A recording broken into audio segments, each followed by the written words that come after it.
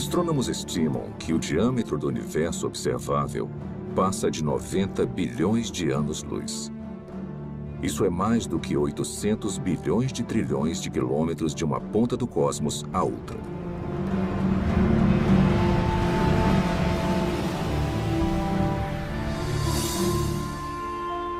O universo contém pelo menos 170 bilhões de galáxias. Com tantas estrelas e planetas que superam em número a quantidade de grãos de areia em todas as praias do mundo.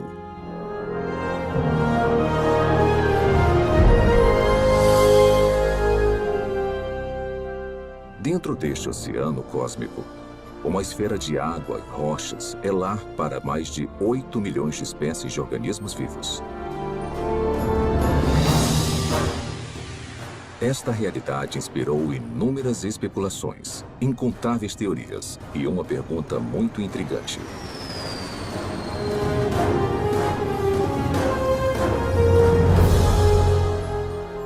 Quais são as chances de a vida ter surgido no terceiro planeta depois de um Sol orbitando em um braço espiral da galáxia Via Láctea? Foi simplesmente um golpe de sorte ou haveriam mais aspectos envolvidos além do acaso e das interações aleatórias entre matéria e energia?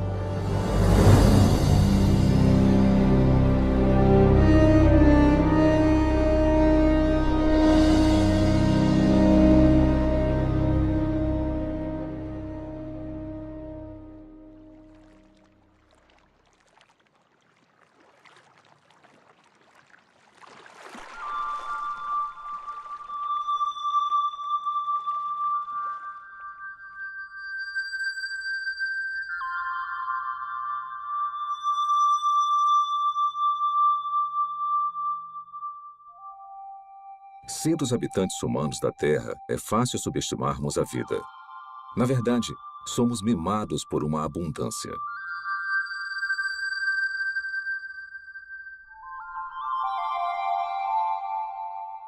O nosso clima e a nossa geografia suportam uma biosfera que pode ser única no universo. E basicamente não há lugares muito quentes, muito frios ou muito isolados para os organismos vivos prosperarem.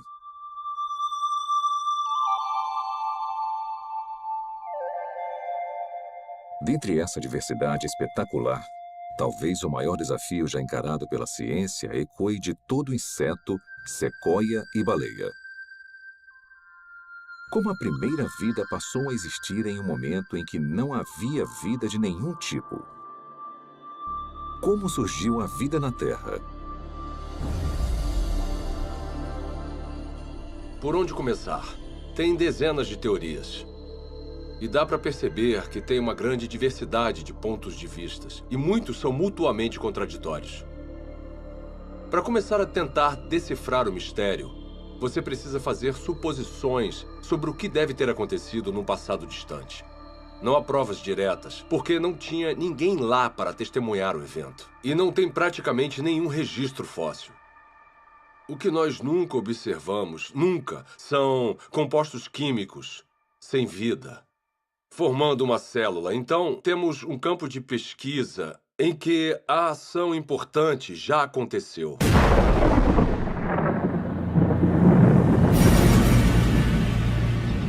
A história primordial da Terra é, de fato, uma narrativa incompleta. Mas apesar da ausência de provas físicas, a maioria dos cientistas acredita que a vida se originou quando a energia atingiu substâncias inorgânicas nos oceanos, crosta e atmosfera do planeta, para criar os componentes básicos para a primeira célula autorreplicante. Ao pensar na origem da vida, as regras, e não digo da própria ciência, mas da filosofia subjacente, as regras dizem que para resolver o problema, você pode usar matéria, energia, lei natural, irregularidades naturais e processos do acaso. Mas o seu kit de ferramentas acaba aí. O que você não pode usar, de acordo com as regras, as ditas regras da ciência, é mente ou inteligência. Se tivermos que dar um nome a essa posição, não tem um nome melhor do que materialismo científico. Uma filosofia que diz que a única explicação aceitável deve ser dada com base na matéria e na energia. E se você não consegue resolver o problema com essas ferramentas, você não pode mudar as regras. Então, partindo dessa perspectiva, como a vida se originou a partir de apenas matéria e energia? Agora, tenta resolver o problema. Como construir uma célula? Toda vida que já existiu na Terra é composta de células. E os indícios para sua origem estão entrelaçados em uma rede de máquinas moleculares.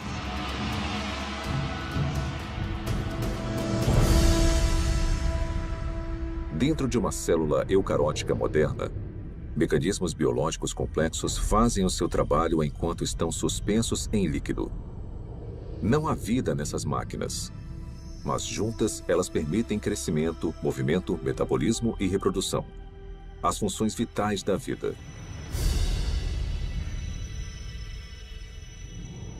Cada componente dessa fábrica celular é feito de grandes moléculas compostas, e as mais numerosas são as proteínas. Com funções modernas, as proteínas foram projetadas para desenrolar e copiar informação genética em uma cadeia de DNA. Desencadear reações químicas com formatos encaixáveis. Controlar a passagem de eletrólitos e nutrientes pela membrana celular. Tipo de proteína, cinesina. E carregar recipientes cheios de carga por andaimes, também feitos de proteína, que se montam sozinhos e vão até os lugares necessários da célula. Ampliado 500.000 vezes, um glóbulo vermelho contém 280 milhões de proteínas hemoglobinas, cada uma com a função de carregar oxigênio. Isolando uma delas, descobrimos que cada proteína é feita de centenas de moléculas menores chamadas aminoácidos. São encontrados 20 tipos diferentes de aminoácidos em organismos vivos. A estrutura química distinta de cada molécula permite a formação de mais de 100.000 tipos diferentes de proteínas. A construção começa quando aminoácidos selecionados são organizados em uma cadeia. É um processo que costuma ser comparado à organização de letras do alfabeto em palavras e frases com significado. Se esses componentes tiverem a sequência correta, a cadeia se dobra em uma proteína pronta para cumprir a sua função dentro da célula.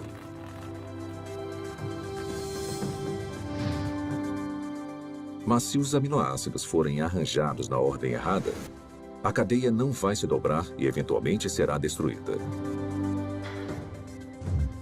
A célula viva mais simples contém pelo menos 300 tipos diferentes de proteínas e o mecanismo biológico necessário para crescer, se reproduzir, converter energia, guardar e processar informação genética e proteger os seus conteúdos do mundo externo. Componentes e funções similares também seriam necessários na primeira célula viva. Agora vamos aplicar essa química básica a uma teoria familiar para a origem da vida. Os cientistas especulam há muito tempo sobre oceanos primordiais cheios de aminoácidos que flutuavam como carrinhos de bate-bate. Talvez algumas dessas colisões aleatórias tenham produzido uma cadeia longa o suficiente para se dobrar em uma proteína. Depois, mais aminoácidos se juntaram a mais cadeias que se dobraram em ainda mais proteínas. Simultaneamente, outras moléculas complexas, incluindo ácidos nucleicos, gorduras e açúcares, também se juntaram para formar componentes essenciais.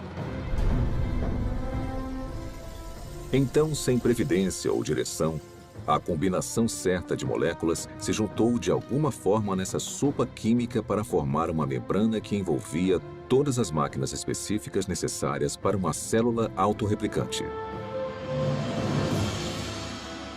E pronto! Vida a partir de uma matéria não viva. Tudo parece tão plausível. O problema é que, na Terra primitiva, a complexidade interna necessária para sobreviver seria enorme. porque a vida, como a conhecemos, é caracterizada por máquinas celulares e muitas delas. E se você tirar esse hardware essencial, a célula deixa de existir, porque chega um momento em que ela não consegue se simplificar mais e ainda existir. Uma simplificação maior seria a morte. Costumamos ouvir críticas como: você não pode projetar a biologia celular moderna no passado, porque o que quer que tenha sido a primeira célula, ela era mais simples do que o que vemos hoje. Tudo bem, eu posso entender isso como uma premissa. Descreva então a primeira célula. Membrana celular. Para ser a célula viva, você precisa de uma barreira, uma membrana que a proteja do resto do ambiente. Essa membrana precisa permitir seletivamente a passagem de nutrientes específicos e matérias-primas necessários para combustível e energia. Você também vai guardar grandes quantidades de informação genética em cadeias de espiral de DNA. Essas instruções detalhadas para a vida são copiadas com uma precisão notável. Então, em fábricas chamadas ribossomos, essa informação é convertida em cadeias de aminoácidos e proteínas. Replicação celular. Por fim, você vai estar equipado com tudo o que precisa para reproduzir as gerações futuras de células. Essas funções básicas são realizadas por todos os seres vivos. São, de certa forma, características do que significa estar vivo. Então, seja uma célula do passado, uma célula bem simples, ou uma célula mais complicada de hoje em dia, não faz diferença, ela vai precisar realizar essas funções. Grande parte dos químicos acredita, assim como eu, que a vida surgiu espontaneamente, a partir da mistura de moléculas na terra prebiótica. Como? Eu nem imagino. George Whiteside, químico, Universidade Harvard. Apesar dos assombrosos obstáculos, a noção de que componentes químicos básicos se organizaram para formar uma célula viva é sugerida no mínimo 150 anos. Em 1871, Charles Darwin escreveu uma carta na qual descreveu um pequeno lago morno com todos os componentes químicos certos para criar a vida. Meio século depois, o bioquímico russo Alexander Oparin expandiu as ideias de Darwin. Em seu livro A Origem da Vida, ele teorizou sobre uma sopa primordial e uma progressão gradual de uma química simples até uma célula viva. Então, em 1952, essa hipótese foi testada. Stanley Miller, um aluno de pós-graduação da Universidade de Chicago, tentou determinar se uma química simples poderia produzir componentes reais de vida. O jovem cientista construiu um equipamento de vidro para simular o ciclo de água antigo e o encheu com uma mistura de gases que supostamente compunham a atmosfera da Terra primitiva. Miller aqueceu os componentes e atingiu os gases com descargas elétricas. Faíscas elétricas para desencadear uma reação. Poucos dias depois, um lodo parecido com piche se formou no vidro. Nele, Miller identificou 4 dos 20 aminoácidos encontrados em proteínas. Pela primeira vez, sob condições supostamente naturais, moléculas cruciais para a vida foram geradas a partir de matéria e energia. Houve muito alvoroço quando o experimento de Miller foi publicado pela primeira vez, porque parecia ser fácil conseguir os componentes dos seres vivos. E se era fácil conseguir os componentes, talvez não fosse tão difícil transformar esses componentes químicos nas primeiras células vivas. Apesar de sua premissa ser inovadora, o experimento de Stanley Miller logo foi considerado muito falho, pois ele não havia usado os gases corretos, negligenciando o nitrogênio, o dióxido de carbono e o oxigênio, que teriam destruído as moléculas necessárias para a vida na Terra primitiva. Mas apesar dos erros, o trabalho de Miller inspirou outras tentativas de recriar as condições pré-bióticas. Hoje, após décadas de investigações, a esperança de se encontrar uma solução de forma simples e clara já não existe mais. Mesmo assim, as pesquisas sobre a origem da vida continuam por todo o mundo. Sua hipótese essencial de que as células vivas surgiram através da química natural agora é conhecida como evolução química. A evolução química vem com muita bagagem. E se você for levá-la a sério como uma explicação para a origem da vida, com certeza você também precisa levar a sério certas propriedades fundamentais da biologia.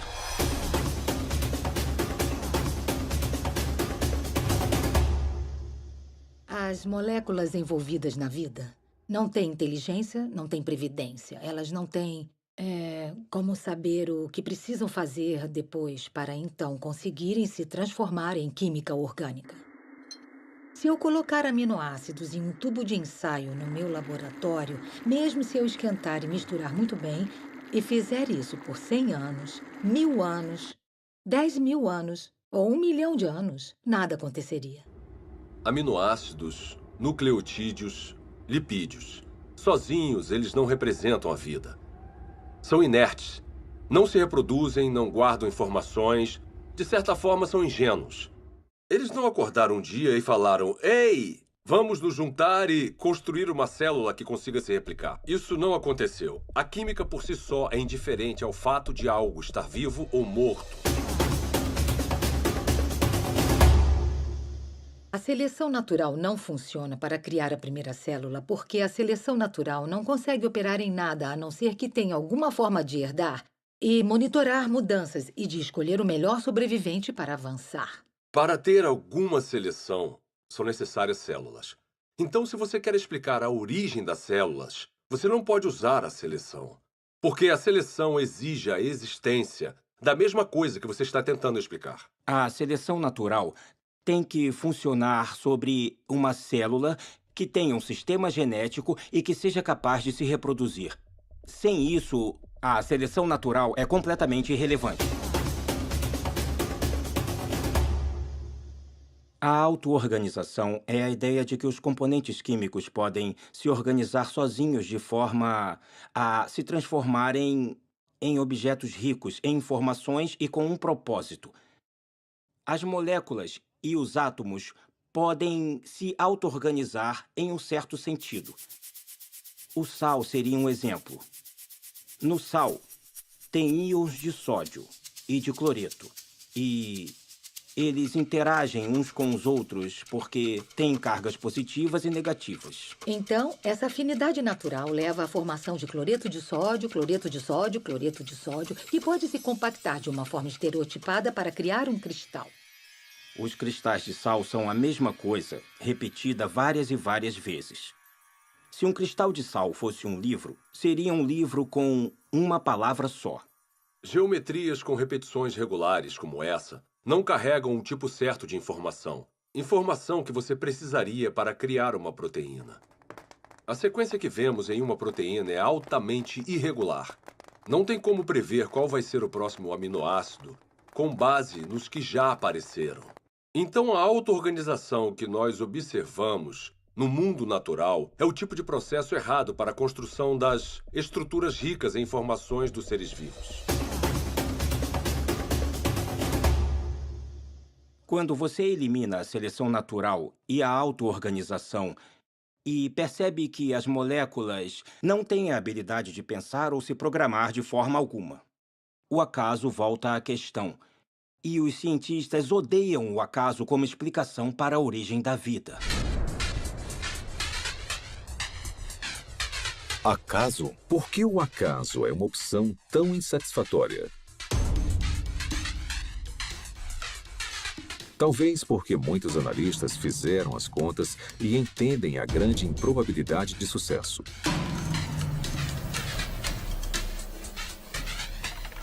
O acaso é definido como o elemento desconhecido e imprevisível em qualquer evento que não tenha um motivo atribuível ou orientação de uma lei natural ou de um agente inteligente.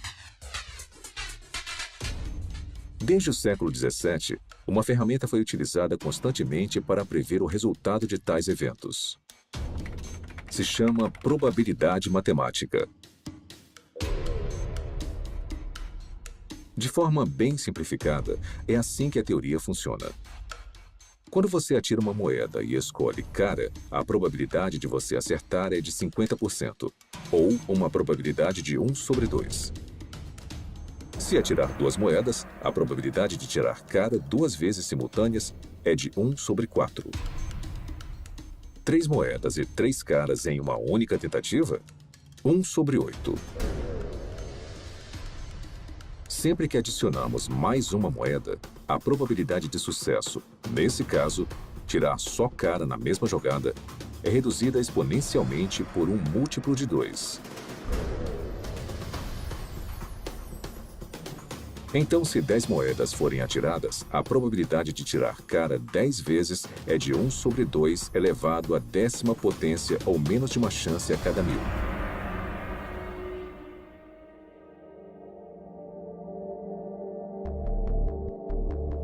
Quando aplicado à origem da vida e à formação aleatória de grandes biomoléculas, a teoria da probabilidade esclarece as limitações do acaso como um agente criativo na Terra primordial.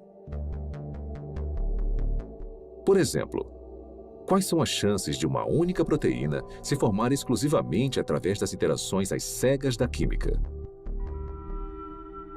O nosso alvo é uma molécula menor do que a média, composta de 150 aminoácidos alinhados para garantir uma cadeia dobrada.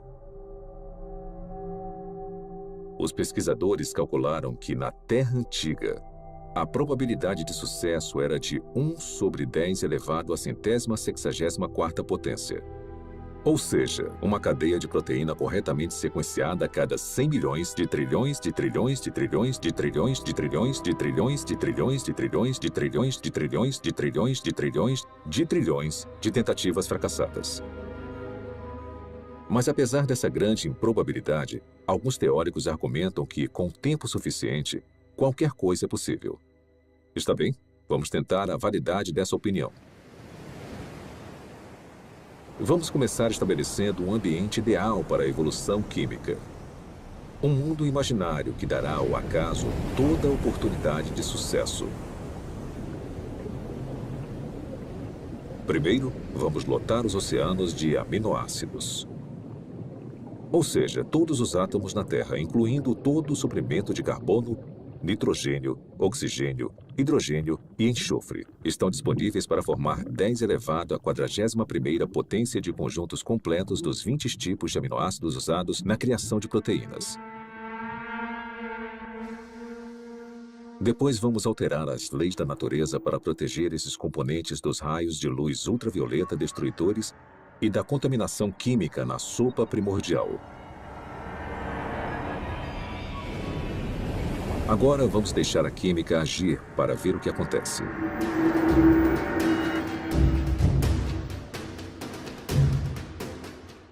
Os aminoácidos começam a se juntar furiosamente. No nosso experimento, uma cadeia inteira com 150 unidades se forma sozinha em apenas 1 segundo.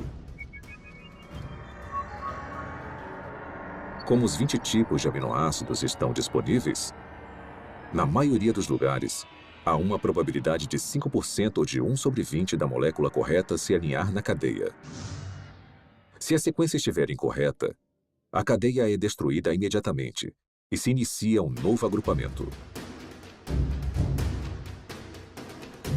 Por todo o planeta, 6 milhões de bilhões de trilhões de tentativas vão acontecer a cada minuto.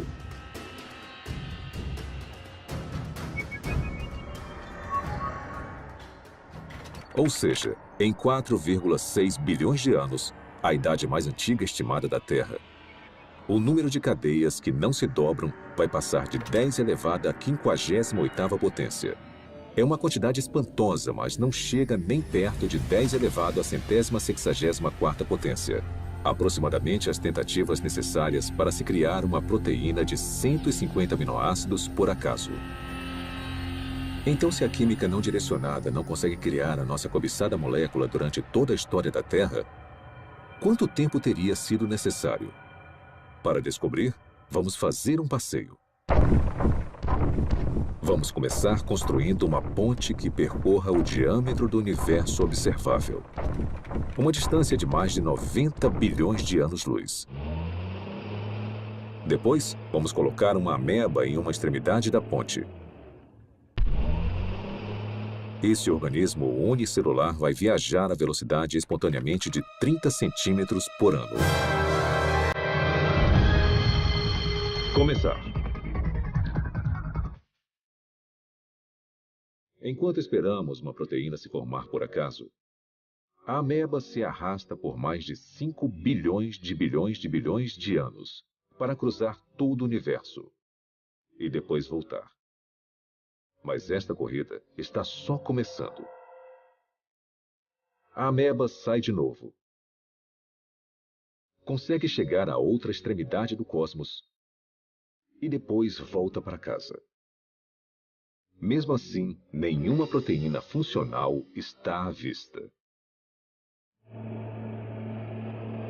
Para a próxima viagem, vamos incluir uma carga, um único átomo.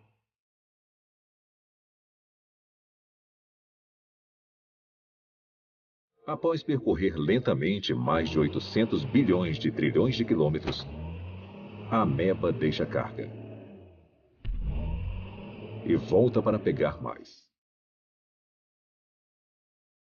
Será que ela vai voltar antes da nossa proteína sortuda se formar? Com certeza.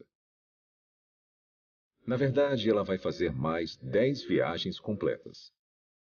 Depois 20, 100, 1000. E ainda não há nenhum sinal de uma molécula utilizável. A ameba continua fazendo viagens completas até carregar todo o átomo da Terra. Depois, todos os átomos do nosso sistema solar. Depois, todo o planeta e estrela da Via Láctea. Um átomo por vez. Na verdade, enquanto esperamos uma proteína se formar sozinha, a ameba tem tanto tempo que, se movendo apenas 30 centímetros por ano e carregando um átomo por viagem, ela vai transportar todo o universo mais de 56 milhões de vezes. É esse o tempo que demoraria para o acaso criar uma proteína funcional. Suponhamos que, contra todas as probabilidades, a evolução química tenha produzido uma única proteína funcional. Haveria vida? Não. Haveria uma proteína. Um arranjo sem vida de aminoácidos. A célula viva mais simples que conhecemos tem mais de 300 proteínas diferentes. Mas as proteínas são só uma parte da história quando pensamos em uma célula de verdade. Lembre-se, são necessários carboidratos, açúcares complexos, ácidos nucleicos, DNA e RNA, lipídios e uma grande variedade de compostos químicos diferentes que vão constituir conjuntamente a vida. Todos esses componentes precisam ser reunidos no mesmo microambiente, no mesmo momento. Cada componente químico precisa, então, ser reunido e organizado na rede de máquinas moleculares que vão controlar todas as facetas da vida. Se nós conseguirmos entender toda a dificuldade de produzir uma máquina molecular usando nada além de átomos e energia, vemos que há um grande problema, porque quando temos uma máquina molecular, não temos um ser vivo. Essas máquinas moleculares precisam de outras máquinas moleculares. E mesmo se a natureza fosse capaz de produzir todas as máquinas moleculares necessárias, não seria o suficiente. Todas elas precisariam estar juntas em um espaço pequeno envolvido por uma membrana que chamamos de célula. Pelo meu conhecimento do que é necessário para se criar uma célula, tudo tem que acontecer na mesma hora. Não pode acontecer uma parte por vez, porque tudo trabalha junto em um loop causal. O mais alto nível de organização transcende as partes. A organização espacial na célula exige que as moléculas estejam no lugar certo na hora certa. O DNA é copiado para o RNA. A polimerase que faz a cópia precisa encontrar o lugar certo no DNA para começar a copiar. O RNA precisa se ligar de alguma forma aos ribossomos, que precisam estar em um lugar específico, e então as proteínas criadas precisam ir a um outro lugar específico. Isto é muita coisa para ser explicada pelo acaso. A probabilidade de eles estarem no mesmo espaço ao mesmo tempo se torna mais do que inimaginável. E a probabilidade deles estarem cercados por uma membrana, assim como uma célula, é basicamente impossível. Tirando o acaso da questão, a busca por uma explicação materialista viável seguiu em várias direções. As teorias incluem superfícies de argila com rachaduras, para onde as moléculas orgânicas poderiam ser atraídas e alinhadas em cadeias de ácidos nucleicos e aminoácidos. Fontes hidrotermais no fundo do mar, que expeliam componentes químicos de caldeirões subaquáticos aquecidos a centenas de graus. E oceanos primordiais cheios de RNA, uma molécula versátil capaz de armazenar e replicar informação genética, teoricamente sem a ajuda do DNA ou de proteínas. Propostas como essas causaram um interesse considerável. Mesmo assim, todas encaram o mesmo obstáculo que derrubou o acaso: a transformação de componentes sem vida nas biomoléculas complexas da vida. Esse problema fica evidente na hipótese do mundo de RNA. O mundo de RNA é a ideia de que é possível juntar nucleotídeos suficientes para criar uma cadeia longo o suficiente para se autocopiar e, depois de se copiar, fazer a mesma coisa novamente. Os pesquisadores da origem da vida supõem que a primeira vida era composta de nada além de RNA e podia, de alguma forma, criar um mundo mais complexo, onde há proteína e DNA. Ninguém sabe como isso aconteceria. Desde a apresentação do mundo de RNA, a aceitação da teoria aumentou, apesar das várias limitações, inclusive a durabilidade da molécula. Se você apenas olhar para uma molécula de RNA, ela parece se desintegrar. Trabalhar com RNA é extremamente difícil, porque ele é muito delicado. Ele foi criado para ser um depósito temporário de informação. E, em consequência da sua delicadeza, é muito improvável que ele seja útil como algum tipo de ponto de partida para a existência da vida. Então, o RNA não pode preceder a primeira célula porque precisa estar dentro de um ambiente celular para ficar estável, para ser copiado e para ser útil. Hoje em dia, moléculas de RNA são criadas em condições de laboratório. Para muitos bioquímicos, essas cadeias sintéticas de ácidos nucleicos são pelo menos uma confirmação parcial de que a evolução química criou a vida na Terra primordial. Para criar RNA no laboratório, você precisa limpar as superfícies, limpar as pipetas, usar luvas especiais e deixá-lo coberto. E depois torcer para não haver contaminação, porque se houver, o RNA já era. Depois, você precisa resolver o problema do sequenciamento. Então, você precisa de cientistas trabalhando duro para sequenciar o RNA, tentar combinações diferentes e encontrar uma que possa se copiar. Depois, você precisa ter uma cadeia complicada de RNA, que consiga funcionar como a herança e como a enzima no sistema. E as maiores mentes do mundo estão trabalhando nisso, mas ainda não conseguiram resolver o problema. Refletindo sobre a origem da vida e as implicações do RNA sintético, o químico Robert Shapiro observou: a falha nesse tipo de pesquisa não é a química. A falha é a lógica de que o controle experimental de um laboratório moderno estaria disponível na Terra primordial. Na verdade, as chances contra o RNA se formar sozinho são astronômicas.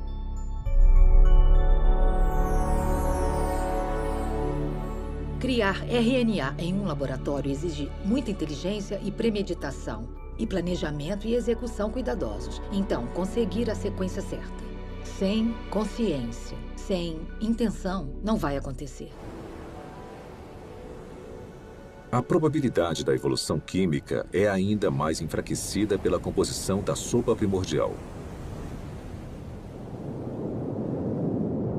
Se a sopa primordial tiver existido, ela teria sido um grande caos quimicamente. Há vários tipos de reações cruzadas opostas que teriam acontecido na Terra primordial e que interfeririam com a química que você deseja. Ou seja, moléculas que não são utilizadas pelos seres vivos e que são prejudiciais aos seres vivos. As condições na Terra primordial eram hostis à vida, eram hostis à formação dos tipos de ligações necessárias para criar moléculas biológicas. E foi aí que surgiu um grande problema. Porque a água quebra as ligações que prendem as proteínas.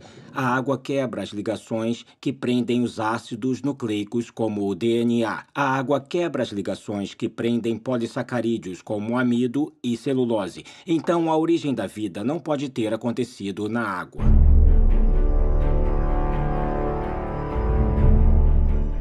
Encarando desafios intransponíveis na Terra, alguns cientistas expandiram as fronteiras de suas buscas.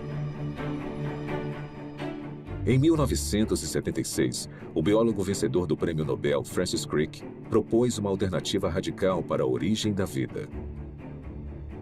Crick sugeriu que o nosso planeta foi semeado com organismos microscópicos, que foram transportados de outra parte do universo, por uma civilização alienígena. Essa teoria é chamada de panspermia.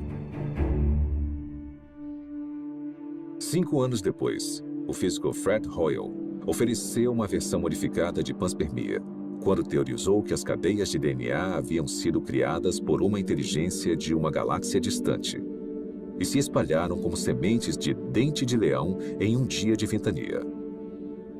Parte desse material genético chegou na Terra. Outra versão da teoria, popularizada pela Rocha de Marte, um meteorito descoberto na Antártida, afirma que micróbios evoluíram em outro lugar da galáxia e vieram até a Terra, em cometas e asteroides. De alguma forma, podemos falar que a panspermia é um abandono da ciência, porque ela coloca o problema além da examinação. Se a ciência nos diz que a vida provavelmente não começou a existir por conta própria aqui na Terra, então deve ter vindo de outro lugar. Mesmo que pareça um filme de terror ruim dos anos 1950, veio do espaço sideral. Se eu não consigo explicar a vida no planeta Terra, porque, digamos, a atmosfera necessária é geologicamente implausível ou porque eu não consigo a quantidade suficiente de moléculas biologicamente relevantes, esses problemas vão existir em qualquer outro planeta onde postularmos que a vida se originou. Não podemos apagar esses problemas mudando de lugar para outra parte da galáxia. Resumindo, a panspermia não resolve o problema da origem da vida, só o joga para outro local. As falhas da panspermia levaram alguns pesquisadores a uma teoria que vai além da astronomia convencional: o multiverso. De acordo com essa hipótese, o nosso universo não é o único. Em vez disso, bilhões ou trilhões de universos foram gerados por um processo natural desconhecido. E conforme as oportunidades aumentaram exponencialmente, as chances impossíveis se tornaram prováveis. Até que, inevitavelmente, com o tempo, a combinação certa de matérias-primas, ambiente, leis da natureza e uma grande dose de sorte produziram as moléculas e máquinas biológicas necessárias para a primeira célula viva. Em outras palavras, em um vasto e teórico oceano de universos, alguém tinha que ganhar a loteria cósmica, e fomos nós. Quando eu leio algum livro sobre a origem da vida que considera alguma proposta para a formação, como digamos, de RNA ou proteínas, E até o autor admite que é quimicamente implausível. Eu me pergunto como ele se meteu nesse pepino. Propor um caminho implausível para uma coisa que, para o mundo todo, parece ser planejada. Será que o materialismo científico é provavelmente falso? Ele se meteu nisso porque uma filosofia disse a ele. É a única resposta aceitável. E nesse impasse, eu quero falar ao autor, olha, você sabe que é implausível, eu sei que é implausível. O motivo de ter chegado até aqui, parado na beira desse penhasco que cai na implausibilidade, é porque bem lá atrás, você decidiu que só uma explicação materialista faria sentido. Quantas explicações diferentes e fracassadas dentro da caixa materialista nós precisamos ter antes de decidir que talvez precisemos sair agora dessa caixa. Talvez precisemos de outro tipo de explicação. Quando analisamos as várias teorias científicas, teorias da física, teorias da química, teorias sobre a formação de estrelas, essas teorias são sobre o mundo lá fora. Mas quando falamos sobre a origem da vida, estamos falando de uma teoria que nos envolve. O lugar de onde viemos, nossas origens definitivas, nossas visões de mundo, nossas filosofias, nossa ciência, tudo está ligado. E isso separa a pergunta sobre a origem da vida de todas as outras perguntas na ciência. A ciência natural não está desconectada de tudo o que sabemos ou acreditamos sobre o mundo. Então, uma pergunta limitada e aparentemente técnica, como o RNA surgiu, pode acabar se ligando no tecido da realidade a uma pergunta muito diferente, como, será que Deus existe? Deus é possível? É possível que Deus seja real? Se a vida, com toda a sua riqueza, não surgiu através de um processo estritamente físico ou natural, precisamos ter indícios disso. E eu acho que a origem da vida é o ponto central em que muita coisa acaba mudando. Eu olho para a natureza como um ser humano curioso e me pergunto, na minha visão, quais são os indicadores normais de inteligência? Eu os vejo na vida? E a resposta é, sim, em abundância. O que vemos nos sistemas biológicos é maravilhoso, é lindo, é elegante e quanto mais aprendemos sobre biologia, mais óbvio é o design. Quando eu comecei a me envolver com o design inteligente, tinha gente postando coisas na internet e falando: eu me formei no MIT e fui para a Universidade de Washington e pós-doutorado em Harvard. E elas falavam coisas como, ela era inteligente. O que aconteceu?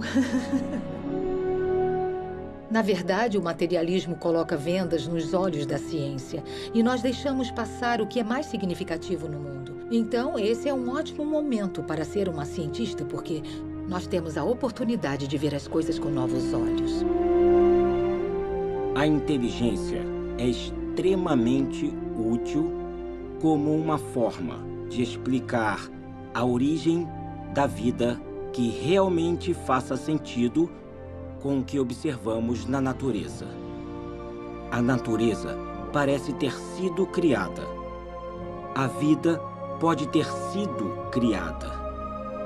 O design, a inteligência, explicam as coisas como toda a informação que vemos dentro de uma célula. Não tem nada de mágico nos seres vivos. Eu sou um cientista, eu não acredito em mágica. Eu acredito em mecanismos e causas que são suficientes para atingir o fenômeno que eu observo. A inteligência é suficiente. A inteligência é necessária. Portanto, a inteligência é a conclusão na qual eu chego.